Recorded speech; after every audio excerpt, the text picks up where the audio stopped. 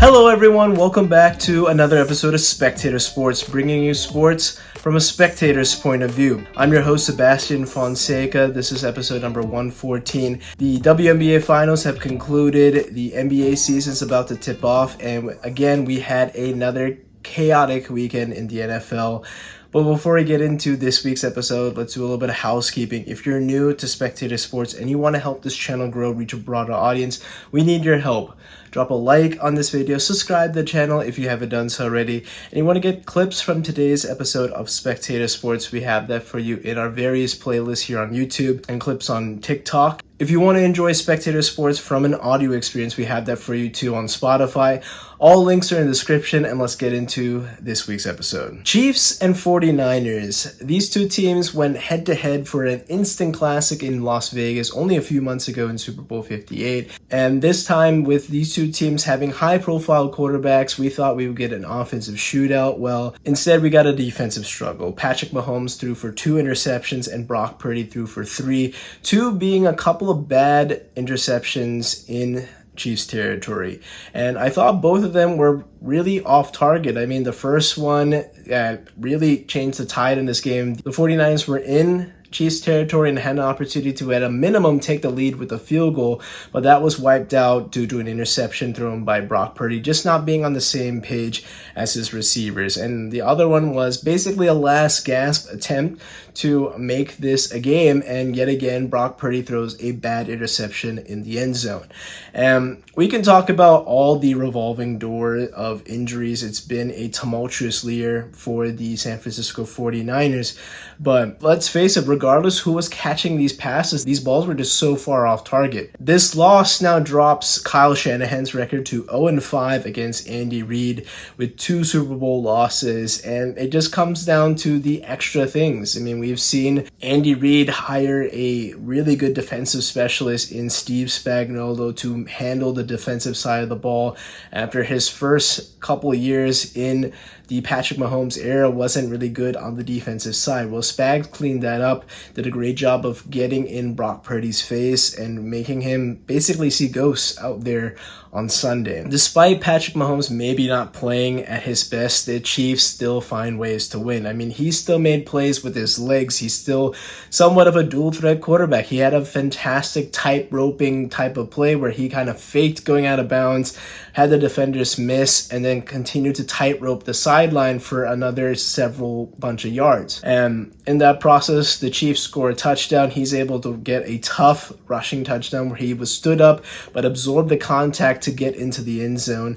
And that's really what the Chiefs do. They make the plays. And yes, they're banged up. They're missing some bodies. But no matter who you have out there, as long as you have 15, Andy Reid, Spags, and maybe a reduced Travis Kelce, but he's still fairly dangerous when he wants to be. I feel like the Chiefs are just an unstoppable team. They just know how to win, and they don't need the talent. That was a huge narrative around this team that, oh, can Patrick Mahomes win without Tyreek Hill? Well, he's already won 2 Super Bowls since that trade, and I think they're on the path for another one. Despite him having now more interceptions and touchdowns, I know a lot of people are going to highlight that in reactions to this matchup, but he still is producing. He's producing winning football. I understand the narrative is different for other quarterbacks, but at the end of the day, he's still getting the job done, and I think these interceptions will fizzle out when time progresses. And shout out to the old guns of the Chiefs. I mean, Mecole Hardman comes back last year after getting traded from the New York Jets. And after injuries to their running back room, the Chiefs call up Kareem Hunt, an old friend. And he scored 2 rushing touchdowns against the 49ers. And he may be here only temporarily, but he still has a lot of juice in his legs. I always thought he was a really good running back. And when he was released from the Chiefs and found a home with the Cleveland Browns, he was very effective with Nick Chubb. And this offensive line can still get the job done. They just need a back to kind of take some pressure off of Mahomes. And getting to Mecole Hardman, this guy, it can still do a lot of things as a receiver, as a kind of gadget type of player, because as of now, with all these injuries, especially the pass catchers, it's going to be a lot of backs, tight ends, and a lot of short stuff. And while Xavier Worthy is developing into maybe one of the best deep threats in the league, he is still young, very skinny, and he's going to get jammed at the line pretty often. So regardless of how the Chiefs look, I'm still going to bet on them to not only just win the conference, but to win the whole thing unless proven otherwise. Breaking news on Wednesday morning, Deandre Hopkins is joining the Kansas City Chiefs in a trade with the Tennessee Titans.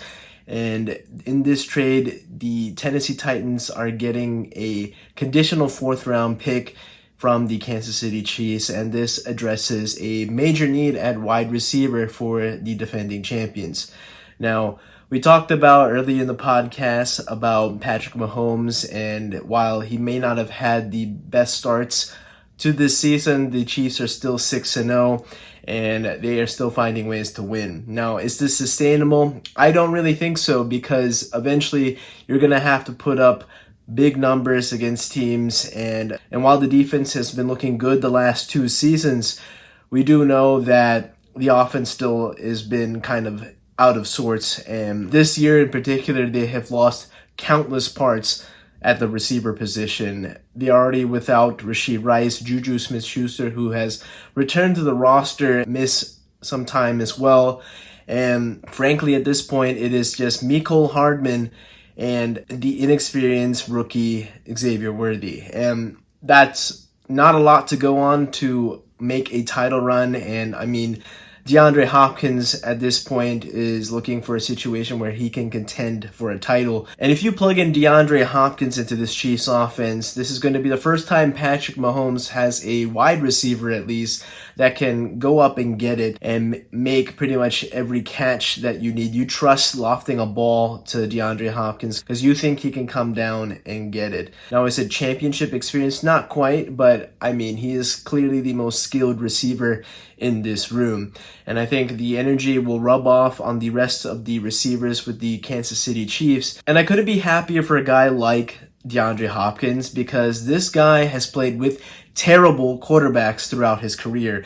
During his time in Houston, he had a revolving door of quarterbacks, and then he had a brief stint in Arizona with Kyler Murray. But ever since then, he's been kind of roaming around, and that's partially due to injuries. But last year, he did put up 1,000 yards receiving with yet again a revolving door at the quarterback position in Tennessee. This year, Will Levis has taken a major step back, and thankfully the Chiefs have saved his career and given him a chance to compete for a title because the last 2 seasons, the Chiefs has made deadline deals for receivers. Last year was Mecole Hardman. The year before was Kadarius Toney. And these 2 receivers, in the past at least, have made notable contributions, especially in the Super Bowl. Now, will history repeat itself? That remains to be seen, but still, this is a big move, and I think a very important move for the Kansas City Chiefs, because while the defense can continue to carry the load, the offense will absolutely need to pick up its side of the ball as the season progresses. I don't expect the Chiefs to go undefeated, but they will need some vertical threats, and with the injuries that they have in their receiving room, I think Hopkins is a match made in heaven. But this is a spectacular move by the Kansas City front office. The injury bug keeps biting the San Francisco 49ers as news developed on Monday afternoon that Brandon Aiyuk will be missing the remainder of the season due to a torn MCL and ACL.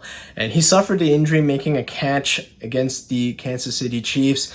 And now this adds to the laundry list of big long-term injuries for this team. On the offensive side, they already came into this game without Christian McCaffrey and Juwan Jennings. And then they thought they were going to have Deebo Samuel. Well, he ends up missing most of the game after only playing a handful of snaps to an illness, and later reports came out that it is pneumonia, which he was hospitalized for. The cupboard is bare at this point. Pretty much at this point, you only have Kittle and Jordan Mason as the bright spots in this offense, and this is putting a lot of pressure on Brock Purdy. I was thinking, how is this guy going to overcome all these injuries? I mean, it's tough for any quarterback to lose their best weapons, but when you lose this many, it does make you think about the deficiencies in Brock Purdy's game. We haven't been able to really evaluate his career without having a loaded supporting cast. And now we're going to see how Brock navigates this due to the many injuries, especially on the offensive end. And remember, they're already coming into this season missing Christian McCaffrey for much of the season, and he remains on IR. He could come back, but with Achilles tendonitis, that is going to be walking around on eggshells, because we've seen calf injuries, Achilles injuries be very, very tricky. They are very finicky, and next thing you know, you're making a move that you're accustomed to making, and that thing just snaps.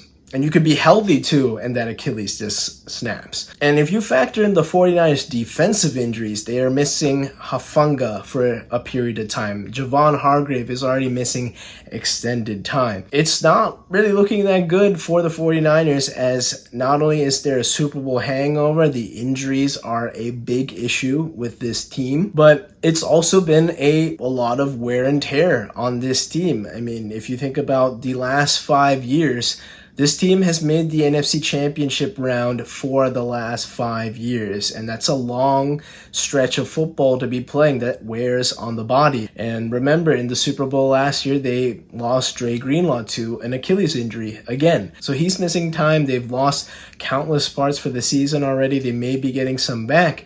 But this might just be too much for the 49ers to overcome. And unfortunately, it may just be injuries and also the fact that their Super Bowl window will be slamming shut at the conclusion of this season. The saga in Cleveland has reached its boiling point. In a matchup against the Cincinnati Bengals, their quarterback was dropping back in the pocket trying to make a play, but unfortunately snapped his Achilles, and reports on Monday confirmed that he will be missing the season, and possibly this could be the end of his career. Now, rewind 3 years ago when the Browns were evaluating the quarterback position. They had Baker Mayfield coming off of a poor season in 2021. He had the injured shoulder and played through it, but it made it worse, and they didn't know if they were able to hitch their wagon to this guy. Well, Houston had an interesting situation where they were trying to trade their quarterback and eventually traded him to Cleveland for 3 first-round picks, and Cleveland rewarded him with a fully guaranteed $230 million contract. And in the process, they shipped Baker to Carolina, and eventually he bounces around but finds a home in Tampa Bay,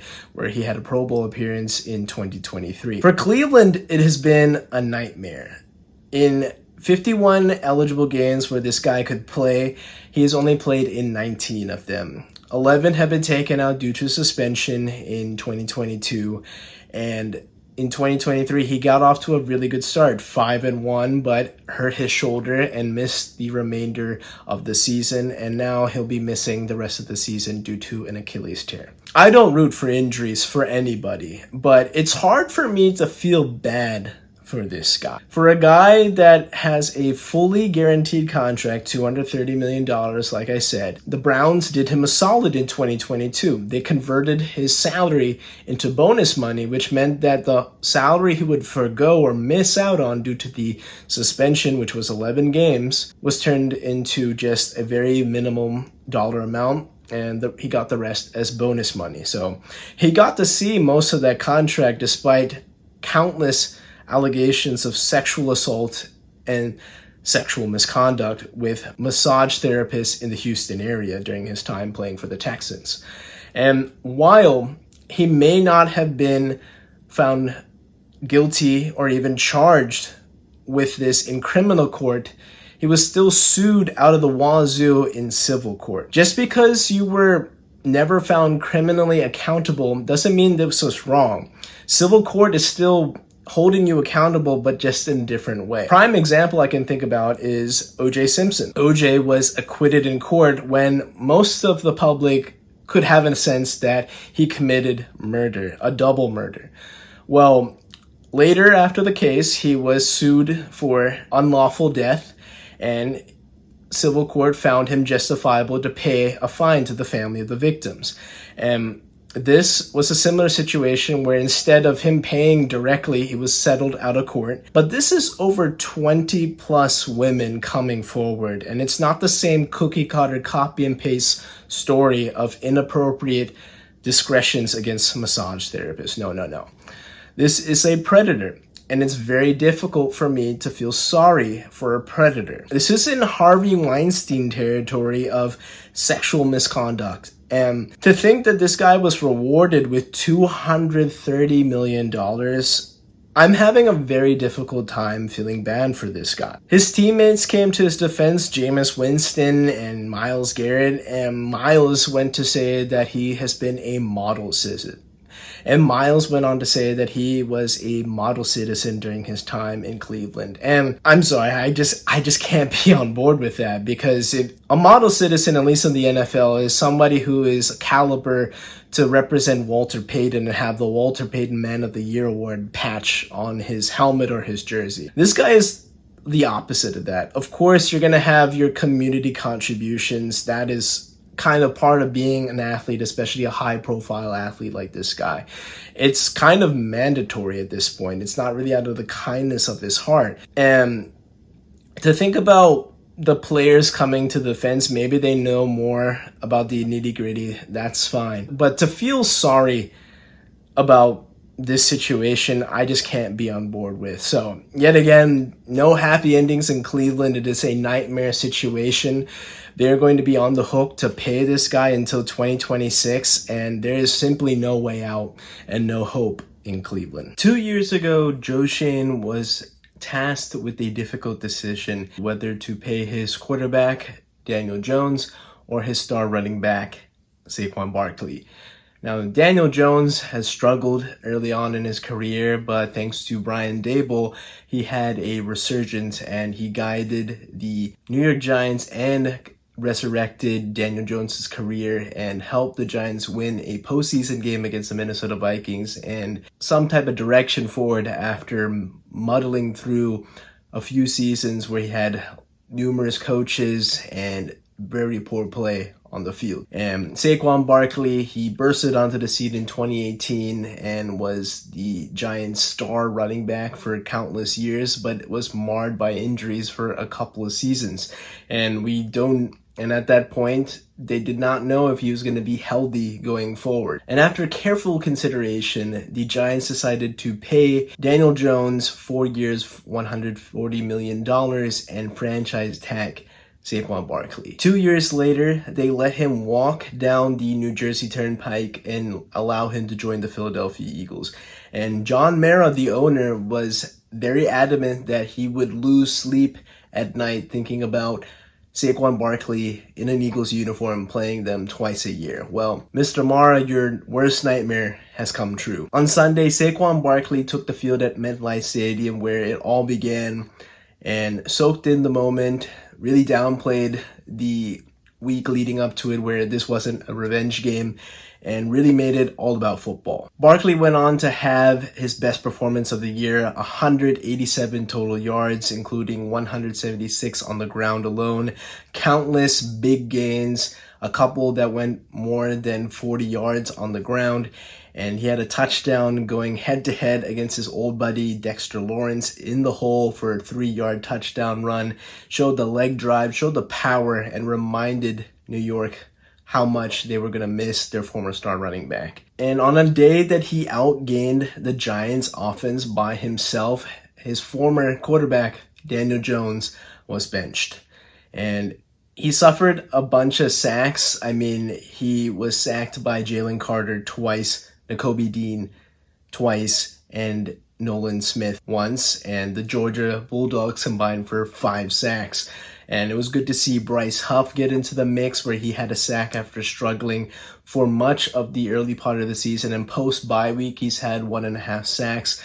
Josh Sweat is on a 3-game sack streak now, and that's good to see that the edge rushers are getting into the mix after the Eagles' defense was really questioned with the lack of pass rush through 4 games. to open the season. But getting back to the Giants, they had the opportunity to play this right. I've been on this platform talking about how the Giants fumbled this negotiation. 2 years ago, if they had an opportunity to use a time machine to go back, they would have absolutely signed Saquon Barkley to an extension and let Daniel Jones walk. At a minimum, give him a franchise tag deal. And while he did have that one good season, remember the rest of the body of work where it was turnovers, poor throws, him getting tripped up by his own self after running for almost 80 yards, but should have been a touchdown in 2020. If you think about the Daniel Jones experience, well, it's been mostly a bunch of downs instead of a bunch of ups. And in 2019, they reached for this guy instead of maybe standing pat and trying to figure out another way to reset the roster in the post-Eli Manning era. And since signing that 4-year, $140 million deal, Daniel Jones has yet to throw a touchdown pass at Metlife Stadium. And so far this year, Saquon Barkley has as many offensive touchdowns than the entire Giants offense through this part of the season. As long as things play out like this, I think it's clear the Eagles won this divorce. And the Giants, the fans who are angry at Saquon for walking, well, unfortunately, this is on your team's ownership and GM. I mean, they really fumbled the situation, and burning the jerseys I thought was utterly disrespectful. For 5-6 years, this guy was your best player. He was the top selling jersey of your franchise since 2018. And frankly, he didn't take that personal. He let his play do the talking on the field. And I was still very impressed with how the Eagles have been able to rally after a tough stretch early on. And credit to Nick as well. I thought he was really good with getting his team ready for this matchup. It was a good week, and he prepared this team. They had a game plan, they executed it, and winning 28-3 on the road against a division rival is something you'll absolutely take. The starters basically sat out the entire fourth quarter, and I think that was a great decision because we know the MetLife Stadium turf is god-awful. I mean, there's been countless ACLs, Achilles tendons claimed on that field, and I'm just so happy the team could survive a game against the Giants unscathed without serious injury. And now they do have a big test against the Cincinnati Bengals. They've won 2 straight. They put on good tape for back-to-back weeks. It's the first time the Eagles have won consecutive games since this famous collapse in 2023. Joe Burrow is looking good as ever, and now it's a big test to see how this Eagles defense, after getting a couple of weaker matchups against lesser competition, how do they measure up against one of the best quarterbacks and one of the best wide receiving duos in the league. The Jets are cooked. I mean, this is a nice roster. It has a lot of nice names that you're familiar with. Rodgers, Devontae Adams, Quinton Williams, Sauce Gardner, Breece Hall, Tyron Smith. But these are individual parts, not a team. And we see now this was the debut of Devontae Adams, and he was held to just 3 catches for 30 yards. And honestly, the New York Jets are cooked. Let's just be honest. In a game against the Pittsburgh Steelers where they lost 37-15, this was a disgrace. Think about Aaron Rodgers. He gets his guy, and I said, now he got his guy where it's time to put up or shut up, no more excuses, and he lays a dud. 6 interceptions in a 3-game stretch. That is the most in his career ever. The Jets defense hasn't been looking good, and that's mainly due to Jeff Ulbrich shifting now from just being the defensive signal caller to now managing the entire ass roster.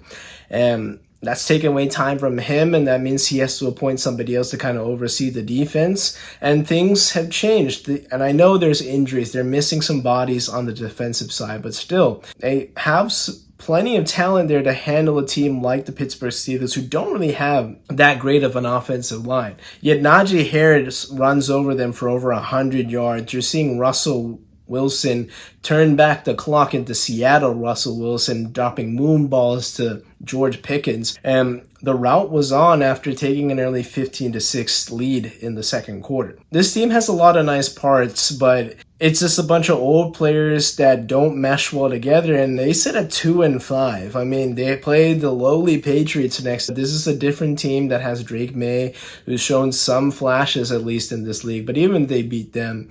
You're 3-5. You have to basically run the table to even sniff the playoffs. And yet again, it's proving to be an epic disaster in New York. I was impressed with Russell Wilson in his Steelers debut. I wasn't the biggest fan of them benching Justin Fields. He played well, 10 total touchdowns, 1 interception, guiding them to a 4-2 record. He did what he was asked to do, but you could tell that with Russ, after a shaky start, he was like 2 of 9 and really struggled early. He settled in and he passed for 16 of 29, 264 yards, and 2 touchdowns. A couple of those were moon balls, like I said, to George Pickens, and he found Freiermuth for a nice drag route. Now we're seeing the receivers involved in this offense, and that was something that we didn't see consistently from Justin Fields, unfortunately. So Russ seems to be on the track after one game of resurrecting his career after a couple of poor seasons in Denver. If he's able to channel the Seattle version of himself, or even 70% of that, and not turn over the ball like he did in Denver, the Steelers are looking good. I mean, 5-2 through 7 games, and if they can just handle or get a split between the Baltimore Ravens, I think they're in good shape to not only win this division, but be a dark horse contender in the AFC. The New York Liberty win the 2024 WNBA Finals, and what a series this was between the Liberty and the Lynx. Game 1 was a classic going into overtime, and the Lynx pulling off the upset, and it's shifting over to Minnesota, where we see Sabrina go off for a deep set of 3-pointers, one being the game winner, and the Lynx fight back in late situation to force a Game 5 back in Barclays. And for much of that game, I thought the Lynx were well on their way to winning another title under their head coach, Cheryl Reeves. But credit to the Liberty. I mean, their superstars have been held in check for much of this series. But again, Jonquel Jones came to the rescue with a vital 17 points to keep the Liberty afloat, and eventually Breanna Stewart kind of figure out some things offensively, get to the line a little bit. The Liberty were able to force overtime after Breanna Stewart missed a couple of free throws, and they get a stop, and in the final sequence they get a foul call. Whether or not that was a foul, I think it was very ticky-tack. It was not a playoff foul, especially with the finals on the line. I understand Lynx fans being upset. Hell, the coach went off at the WNBA officials for calling that so late. It was a bailout call. Also noticed the foul shot discrepancy between the two teams in Game 5. But in overtime, the teams played even yet again, but it was just the Liberty's time to make the extra plays. It was just the Liberty's time to make the extra plays, and they win their first title in franchise history. It took 28 years. But going back to the foul call, I think while, yes, that wasn't a foul, I don't think that was really the only reason why the Liberty won this game. I mean, hell, they were down 12 points in the second quarter and they rallied. They could have easily folded at home. Sabrina Ionescu shot 1 for 19. They just simply willed themselves to the finish and winning their first title. Credit to the Tsai family for taking this franchise from a very small arena and putting them in Barclays under a larger platform, investing in a team. And after 4 years of owning the team, they got their superstar in Sabrina Ionescu. They signed Breanna Stewart to a free agent deal, setting themselves up to their finals appearance last year and now winning it all this year. The Liberty are one of the best stories in sports. And talking about the Lynx, I mean, they've had a fantastic year. They came within a few plays of winning another title. And Nafisa Collier of the Lynx was fantastic. I mean, she helped lead them to the Commissioner's Cup title, was DPOI, and I think if they won this title, she would have been WNBA MVP. She would have been the finals MVP of this series, very clear. But I think they're a team that has next. Just like how the Aces paid their dues, they eventually went back-to-back. The Liberty were here last year, just wasn't their time, lost to a superior team. the Lynx are set up for years to come, and I think with them having such a young core, especially with Collier as the main head of the snake, they'll be back in the WNBA Finals next year. So that's it for this episode of Spectator Sports. Thank you everybody for tuning in. Thank you for the new subscribers who joined us for this episode. And remember, to help this channel grow, drop a like on this video, subscribe to the channel if you haven't done so already. And you want to get clips from today's episode, we got that for you here on YouTube as well on TikTok. And if you want to enjoy Spectator Sports as an audio experience, we got that for you on Spotify. All links in the description. Shout out to Joey for editing this podcast, and I'll catch you guys on the next one. Take care, everybody.